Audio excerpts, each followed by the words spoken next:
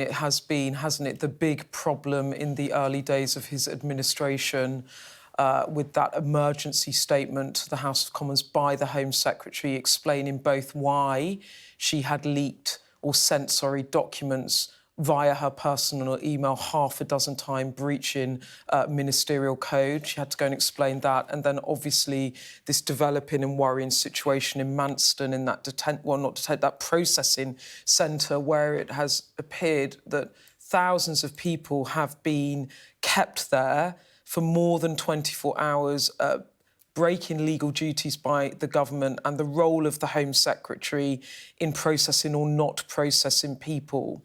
Now, immigration is typically an area where Labour have not felt strong on, not least because of their position on Brexit and immigration controls. It's traditionally been quite a strong position for the Conservatives, but not today.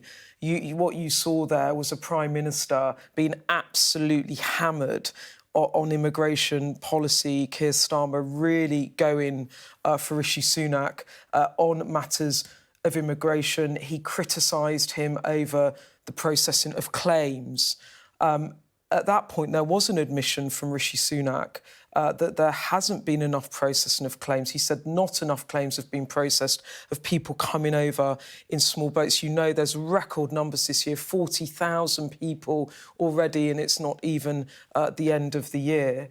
The Prime Minister saying it's not enough and we are going to fix that. And Keir Starmer coming back with that riposte there, saying he can say that again. 4% of those who arrived in small boats, their claims have been processed in the past year. He then asked on this very tricky question for Suella Braverman on whether she did or did not ignore legal advice given to her about the need to find accommodation for migrants that were staying in that centre that should have been processed and put into other accommodation. We found out that they haven't, people have been staying there for weeks in overcrowded conditions with outbreaks of diseases, reports today about people trying to fashion weapons and all sorts of potential unrest that we picked up and has been reported on Sky News. Keir Starmer asking directly whether or not the Home Secretary ignored legal advice, yes or no. The Prime Minister ducking that question, saying, you know, government policies that we don't comment on legal advice. Keir Starmer saying, I think that's because the answer is yes. And I have to say, Jane, I have two sources, both telling me, Home Office sources, that advice was ignored, or maybe it was rejected, but it wasn't accepted. Now, I have to say the Home Secretary on record in the House of Commons has said, I did not ignore legal advice. But the point of all of this is that Labour have clearly taken a decision that this is a running problem. This is an open wound for Rishi Sunak in terms of the early days of his premiership, and they're really hammering it home. And for Rishi Sunak, I think he gave quite a kind of spirited performance there. I mean, he does manage to project confidence at the dispatch box, but in terms of the questions around policy, that was really uncomfortable for him. And it is hard for him, isn't it? You know, if the Labour Party are able to say, you've been in power for 12 years, your own Home Secretary has admitted that the asylum system is broken, whose fault is it? And Rishi Sunak coming back, you know, as you say, Keir Starmer pushing, you know, you've got to crack down on gangs, you've got to speed up asylum claims. Rishi Sunak's response to that one was, well, let me take you back to things you've said and bringing up Jeremy Corbyn. There'll be some who will say, you know, you can't deflect questions of that nature, can you? I mean, the two defence lines that Rishi Sunak had there was, you didn't vote for legislation that we think would have tightened border controls.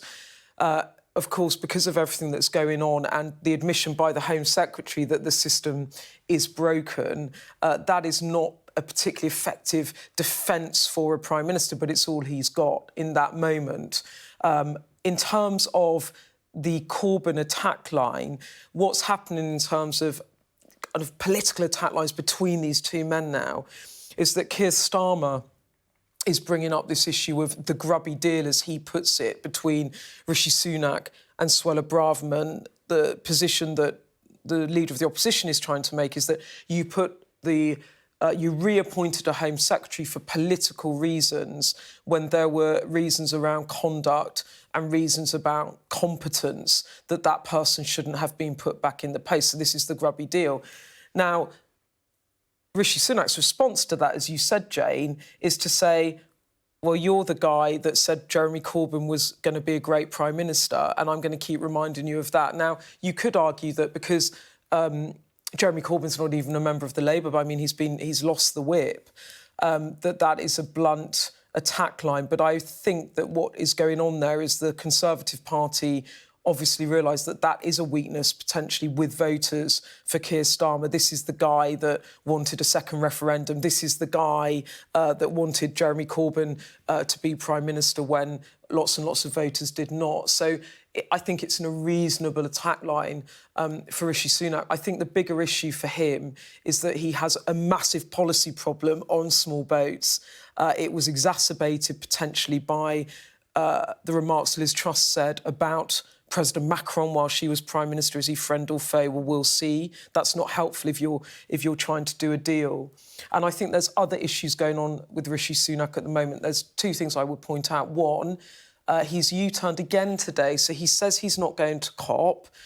This is the climate change conference in Egypt. He says he's not going because of domestic policies. That is quite controversial. Boris Johnson then confirms last night in an interview in Sky News that he is going. And this morning, Rishi Sunak is going. So again, you get this feeling of, sorry, this is meant to be about stability. These are U-turns. I think the other thing that I would have picked up in Prime Minister's questions there was he was asked by the Westminster leader of the SNP, Ian Blackford, about the pensions triple lock. Now, this is a Prime Minister who, on the steps of number 10, and in Prime Minister's questions last week, said, I am sticking to 2019 manifesto commitments. That is a Conservative Party reason to govern or mandate, not a Boris Johnson mandate. They're my words, not his.